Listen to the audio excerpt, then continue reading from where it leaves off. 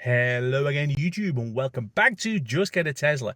I'm still here in Big Popper, my loaner Model S 90D, which is a 2017 car.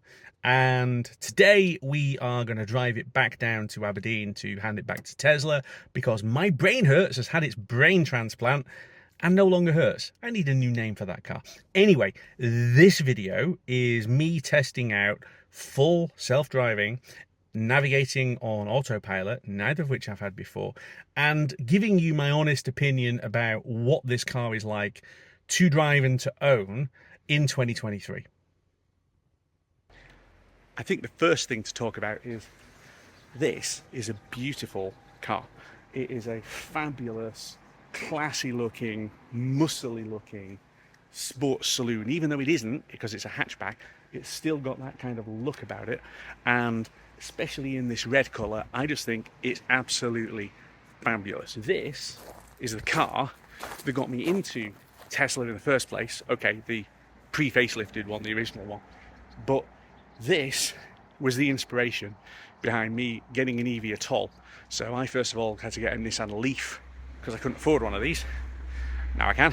And I've then had PHEVs, Hyundai Ioniqs, and of course now my Tesla Model Y. So this is what started everything. And you could argue that this basically is John the Baptist. This, from an EV perspective, is the car that got the industry going, got Tesla going, and led the way to the Model 3, Model Y platform, which is, of course, from an EV perspective, Ford Model T, depending on your point of view.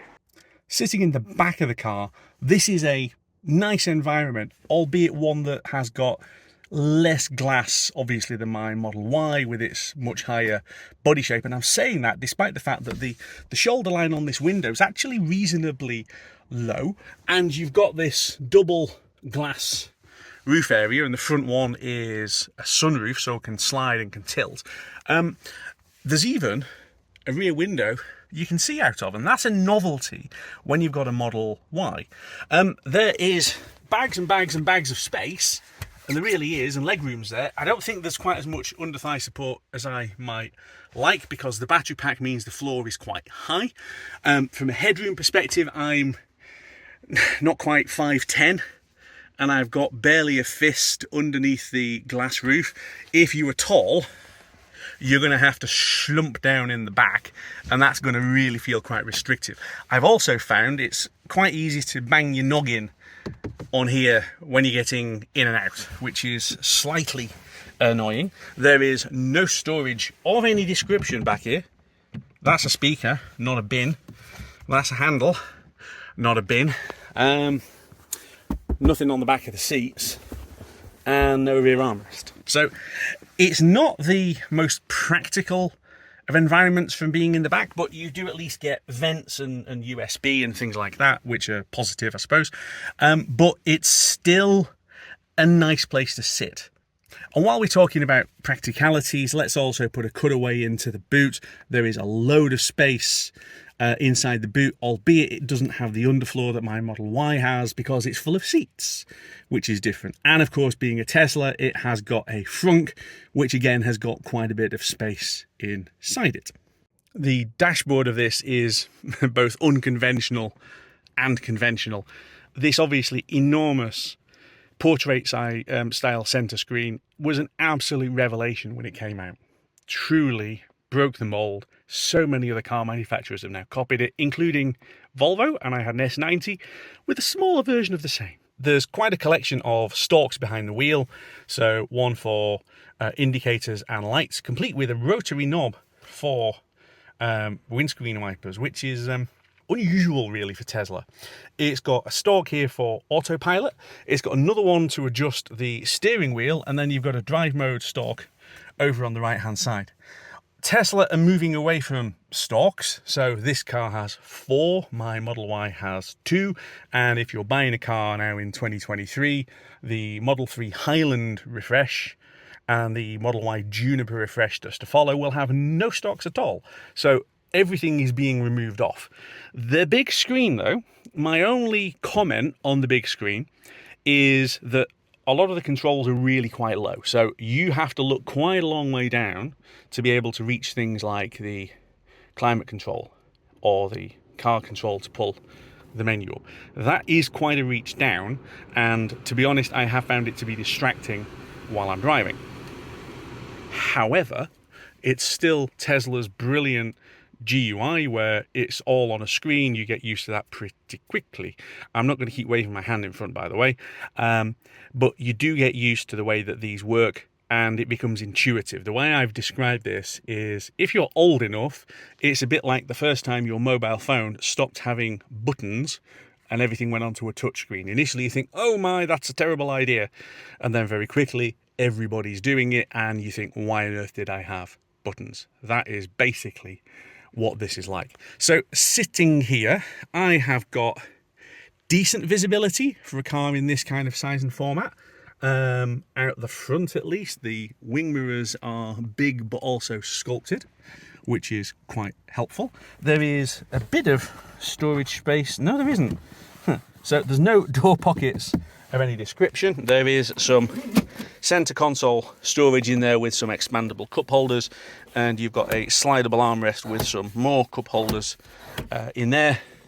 Glove box, obviously, but that's about it. So I think for me, it is actually now quite a dated interior. It broke the mold, but the mold has been improved since, and I'll be very excited to test the 2023 refreshed Model S, which has got a horizontal screen rather than a vertical screen, and horizontal's the right way and vertical's the wrong way, and improves the trim and all the rest of it, because that is cheap as hell. Anyway, we are off to Tesla. Let's get driving. So the thing I would note to start off with as I start driving this car is it is comfortable and cushioning, probably in a way that my Model Y isn't. That has definitely got a firmer ride which transmits the undulations and the bumps and things in a little more of a harsh manner than this is doing. So that's definitely a positive, and this is on springs. This isn't on air suspension. I'm sure the air suspension one would feel like an absolute magic carpet ride. But for a car that's obviously long and wide, you know, this is certainly chuckable. Although it doesn't feel as taut as the Model Y, basically, I think, because of the softer suspension. The other thing is, regen is really, really restricted for some reason on this car. And if you saw my video last week where I picked this car up, I commented then about how regen was not as strong as I was expecting. And it's even worse for some reason today. The battery's on 75%, so there shouldn't be a restriction, but it's barely giving me like 35 kilowatts of regen, which is pretty poor. So there's nothing in the settings that suggests why that is, but whatever. So anyway, what it means is that as I put this car through its paces on the twisty route to Aberdeen, which is the way that it always wants you to go, we're going to be spending a bit more time on the brake pedal than I would do if I was driving my car.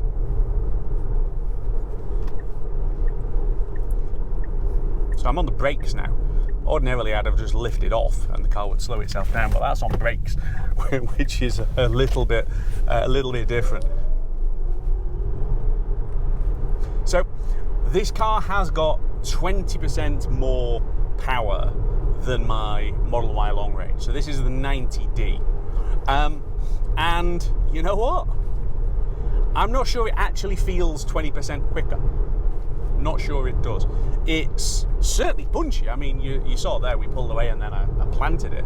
It's punchy and it puts a smile on your face, and I love the noise that it makes. But I don't think it's quite as much of a punch in the head as the Model Y appears to be. So again, I've lifted off in the run into this complex and I've had to dab the brakes there because there's just not enough regen coming in. And I don't entirely understand why, unless it's something to do with this 6-year-old battery pack and the chemistry that's on it, where it won't give you that same level of regen without preconditioning the battery or something like that, but I'm setting off without the battery being fully charged, so it's not like there's nowhere for it to put power into it.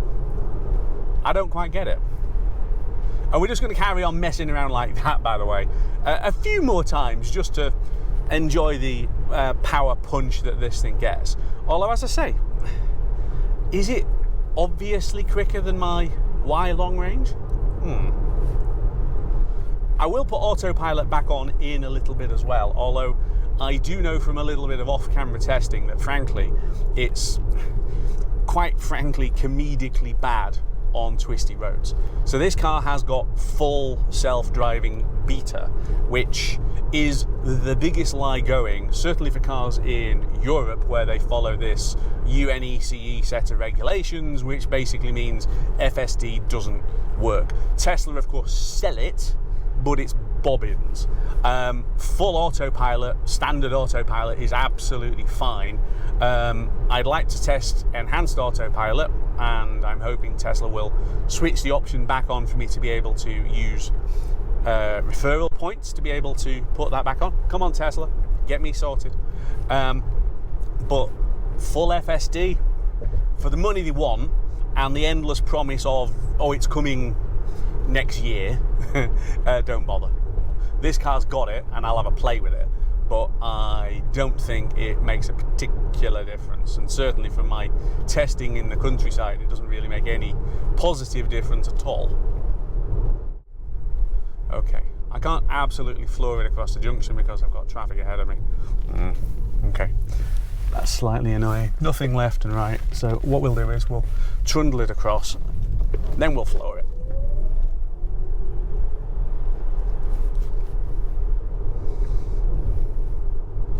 Yeah, it's definitely punchy, but I don't know. I still think the Y feels faster, and I don't know why the Y feels faster. This even scrabbles for grip a little bit. So this is on 19-inch wheels. This is the smallest wheel that this car came with at the time, at least in 2017, and maybe there's just not enough rubber to be able to put all of the power down from the two motors. I don't know, but either way, it does scrabble a little bit. Okay, it's telling me right hand pillar camera blocked or blinded, so I'm glad to see that this car has the same bugs that the Model Y and the Model 3 have as well, where for whatever reason, it's not like it's bright and sunny off to the right, not to that extent, but for whatever reason that camera is missing, and that's probably going to be a bit restrictive when it comes to things like autopilot. So I have got full FSD engaged, supposedly.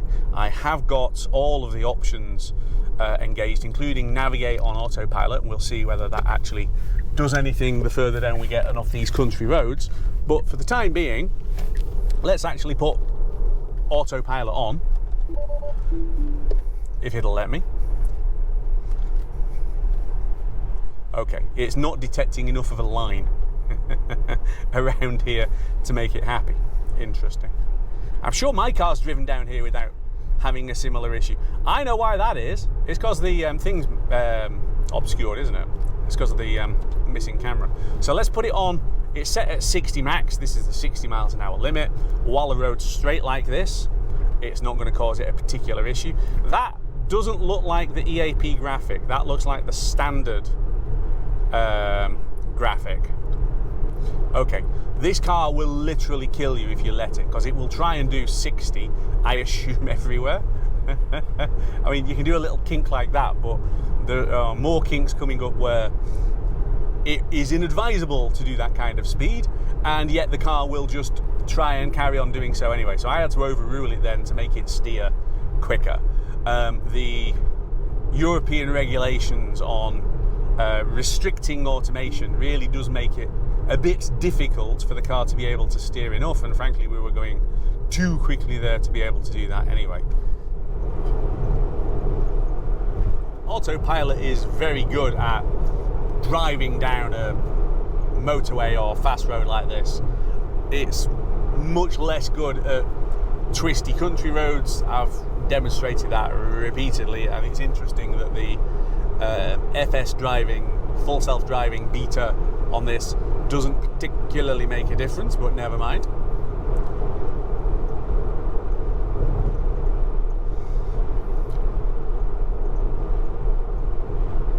What we are going to do though is leave this on autopilot as much as is humanly possible through the city centre back to Tesla, because I think that is the part that I really want to test. How well will it cope with the city? I have learned how the stop line recognition thing works with red traffic lights, so it'll be a little bit better than when I first tried it yesterday. If you haven't seen that video from last week, make sure you watch that at the end of this one. But this could be interesting. It's definitely noisy in here. It's noisier than my Model Y, despite having a smaller cabin. So that's unexpected, but it is noisy when you're going, and that was only doing 70 miles an hour. It's not absolutely hoofing it or anything silly like that. So this is a 40, so let's re-engage and see what it does. It starts braking randomly for no particular reason. I wouldn't... What? My hands are on the steering wheel and I keep nudging it. Okay. Stopping for traffic controls in 400 feet. Right, I'm pulling the lever back, which is recognising that there's a green and there's a line on there that's now showing as green. So it's basically, this thing will stop at green traffic lights unless you explicitly tell you to go through, which I wasn't really expecting when I actually finally got to have a play with the FSD beta, but okay, maybe that is what is needed. There's an interesting squeaking noise coming from this roof, which I assume is just rubber seals or something. The car is 6 years old, but that's not really causing me that big a deal. So we're coming down to a roundabout. Tesla cannot do roundabouts still even now. Yes, I know. A slight dab of the brake to start regen going as we roll down towards this. So I'll be on manual as we go through the next couple of roundabouts, but then I am going to put it back on as quickly as is practicably possible. And then it'll definitely be off for the... Well, no, we'll try it. For the run down the beach boulevard, we'll try it. I suspect it won't be happy, but we'll give it a whirl. So we've gone around there, we've regained the lane, and then put it back on basically as soon as we get on. Yes, you can go through. There you go. It saw the line and stopped accelerating and started braking. So once again, I hadn't even particularly paid any attention to the green lights ahead because it's a pedestrian crossing and there's nobody there, but the car starts braking because of course it would. And again, stopping, so I'm pulling the lever to say don't stop, but I am going to have to dab the brake because we are about to go down here, and I'm going to jump across because I suspect, yep, the learner is going to screw his lanes up, but that's absolutely fine. We've all been a learner at some point. So we're trundling along here towards the turn for the Esplanade behind the bus, who's doing 20 miles an hour for no particular reason. Let's see whether it makes this turn. So again, so first of all, I'm pulling the lever back. No, I'm pulling the lever back to say you don't need to stop, and we're turning. Are we turning? Nope. Right, so navigation, that was interesting. Navigation is turning me left, okay? Autopilot is taking me straight on. And this is supposed to be with navigate on autopilot turned on. So that's obviously not actually functioning, because that was absolutely trying to take me in the wrong direction. But okay, never mind.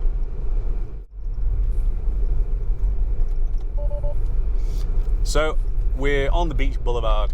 It's basically a big wide unmarked road, and people kind of go too wide coming out of the city for no particular reason. I can maintain cruise control, but I can't do autopilot because there's literally nothing here for it to be able to recognize, which isn't really a surprise. On our way into Aberdeen, And just to clarify, navigate on autopilot is switched on. So I don't know why it isn't working, but it isn't. I don't know why it thinks it's 20 miles an hour, because it isn't. Anyway, we are going to go up here and turn left. I don't need to worry about the light being on green because I've got it switched off for a second at the moment. Again, it cannot do roundabouts. So it also means that with navigate on autopilot switched on, I assume it won't be able to make any of these turns in the city either, which is, I suppose, not really a surprise, is it?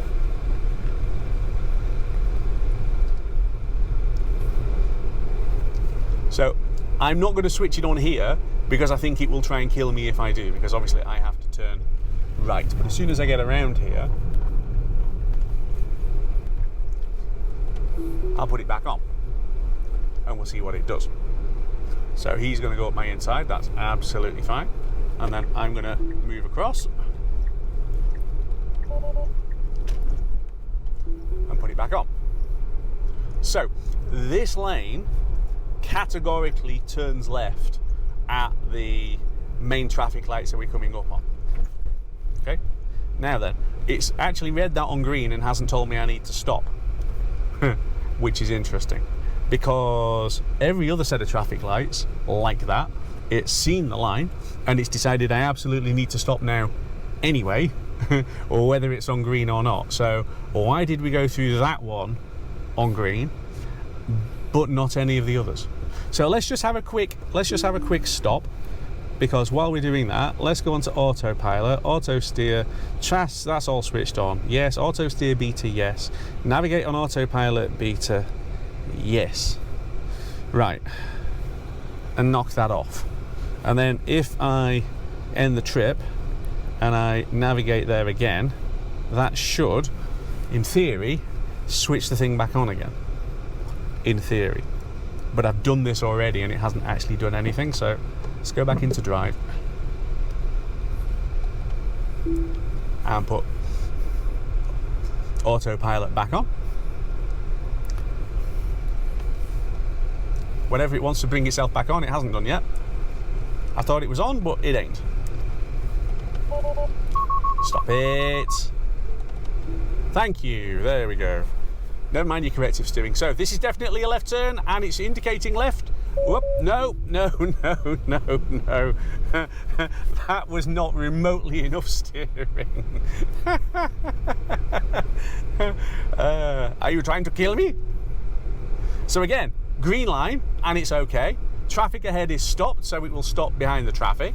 Not because I have told it about the traffic light on there, which obviously is red and it's showing it as red. So the line recognition, fine, that's worth having, I think.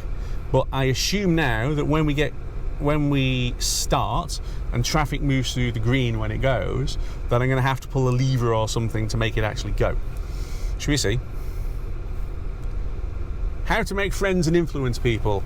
Test drive your Tesla on full autopilot FSD thing, which doesn't actually do what it's supposed to do. Good. This, of course, in the comments is where someone says, "Oh, you're supposed to do this to get navigate on autopilot." I don't see where it's switched on. I've done everything that I can think of to make sure that it's switched on, and it ain't doing it. Right, so that's now changing to green. Traffic's pulling ahead in a second. I'm going to pull back on the stalk to give it permission to go through, and it's hesitantly rolling me forward, and I do mean hesitantly. Now it's going a bit quicker. And I can stay in this lane because it's a double right turn ahead. What? No, keep going. Keep going. And then, is it going to do this? No, it's going to do the same thing. Keep going. Right, that's it. That's quite distracting. Yes, I can go through here. That is quite distracting. Let's see what it does. It's taking the wrong lane, so we'll correct it. Yes, never mind, turn it off just for a second. Let's go around here. Ooh, lady with the dog. Go quicker with your dog, yeah? Otherwise, the dog's leaving you in the middle of the road and the traffic's coming around.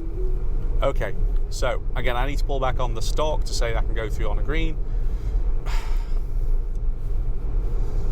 the thing is, the bonga for that is the same bonga as for everything else. Yeah? It's the same bonga for the traffic lights as it is for various other things.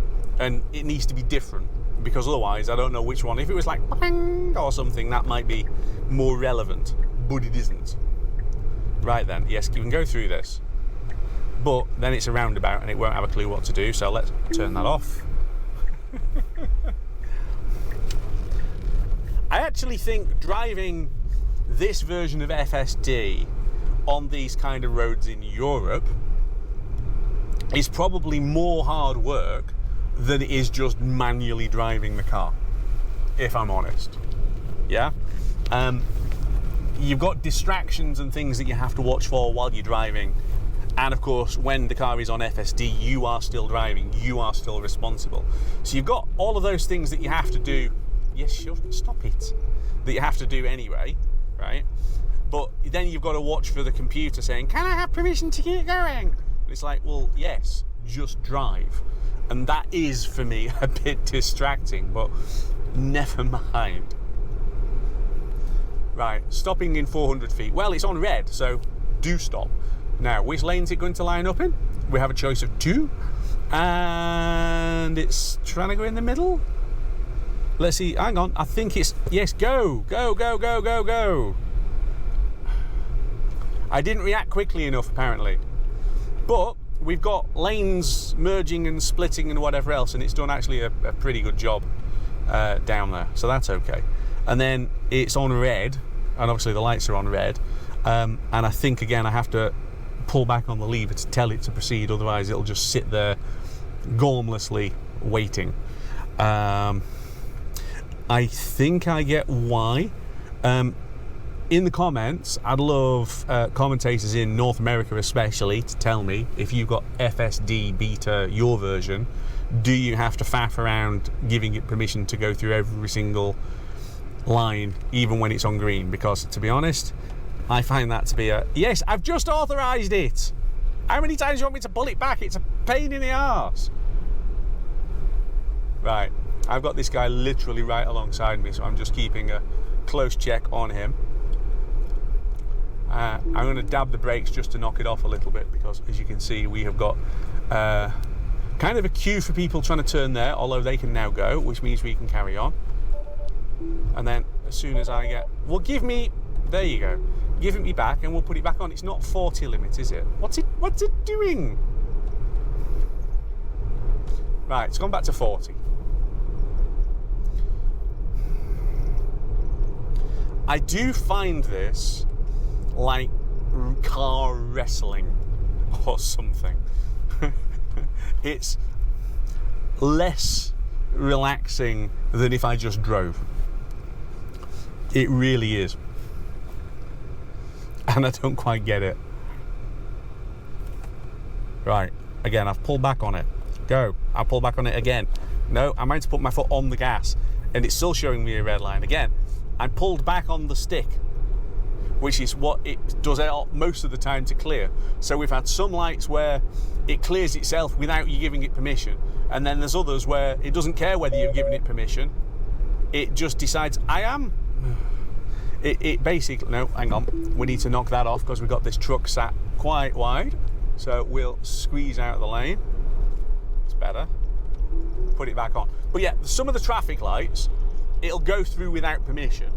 Other traffic lights, it doesn't want to accept the permission. What is that about?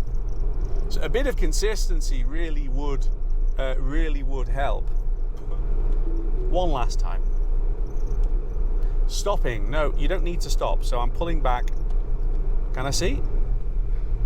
Also, you don't see whether it's gone to green or not right up until the last minute because of the way the graphics work. It's not great. Now, it says stopping for traffic light control. Good, because it's on red. So, let's see it do its thing. What? What the hell was that? It absolutely threw the anchors on. For no reason at all. Oh dear me. Right, okay, so let's get this parked up, and then we'll get this summarised as I go and collect my previous car.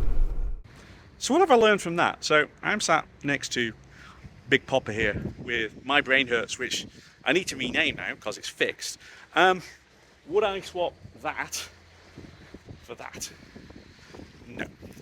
But I might be interested in swapping that for the new version of this as and when it comes out. So I'm going to have to go probably to Glasgow apparently if I want to drive a 2023 Model S with the yoke and the new technology and all the rest of it. So that's going to be a future video. So at this point, I'm just going to say thanks a lot for watching, like and subscribe, the bell icon, all of the usual nonsense, you know all of that, and I'll see you next time in My Brain's Now Fixed, back here on Just Get a Tesla.